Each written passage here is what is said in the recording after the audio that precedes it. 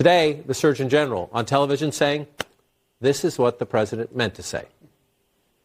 What the president's reflecting is the fact that we've made tremendous progress against COVID-19. We're in a very different place now than we were at the beginning of this pandemic.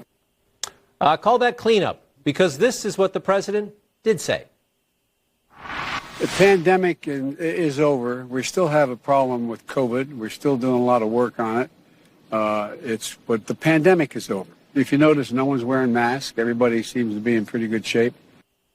Words indeed do have consequences. Republicans on Capitol Hill were already skeptical of major new COVID funding. Now, they're quick to suggest the president himself just said the pandemic is over.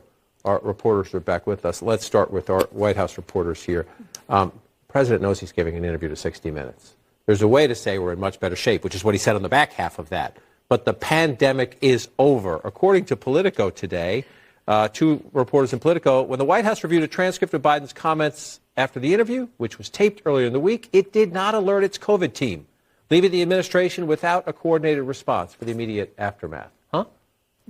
Yeah, I mean, which essentially left people like the Surgeon General, like Anthony Fauci, to have to go out there this, in the past few days to say, well, this is actually what the president meant, meaning that he is saying that, they're being translators, which doesn't look good for President Biden. It isn't good for the White House, particularly when there's still, I think, roughly 300 people dying a day of COVID. And so that's what the White House has to be out there, talking about, especially as they want to be getting all this funding from Congress to keep up vaccine research, to still provide all of these potential benefits in vaccines to people. Republicans were skeptical about the amount the White House wanted anyway.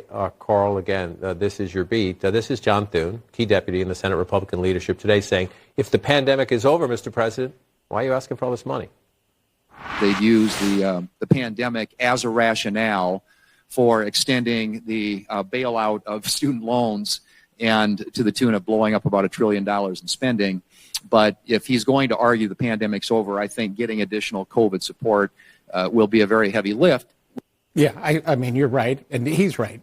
The president walked into this. The Republicans never wanted to do more money anyway, and they were going to fight it. This just gives them a strong rationale, the president himself. I will say this, though. I do think, although scientifically, his comment was bad, people are thinking that, right? He's sort of reflecting what ordinary people are thinking. If there's not another variant, it's like, well, everybody's kind of going back to the office. So I see where it came from, but it created a really big problem that, of course, clean up on aisle COVID now for the next week or so. And you see that. This is Axios COVID, their indicator, their tracker, if you will, index. And if you go back to the beginning of the year, 15% of Americans said they were back to pre-COVID life. Now we're up around getting close to half.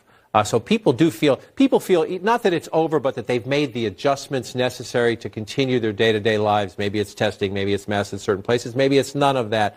So the president, to Carl's point, may be reflecting what America thinks, but it caused him a little policy problem. Right. And you do see what the president was trying to say, like you said, in the back half of his comments about the pandemic, noting that no one at the Detroit Auto Show was wearing masks and people have learned kind of how to live with the pandemic. And the president has made similar messages before that. Earlier this year, he said we were kind of in a new phase. We've learned to kind of live with the coronavirus, but certainly it creates challenges, not just in terms of COVID aid, but remember, we're starting a new campaign of the second round of boosters. Mm-hmm. The administration really wants to encourage everyone that is eligible to get these boosters.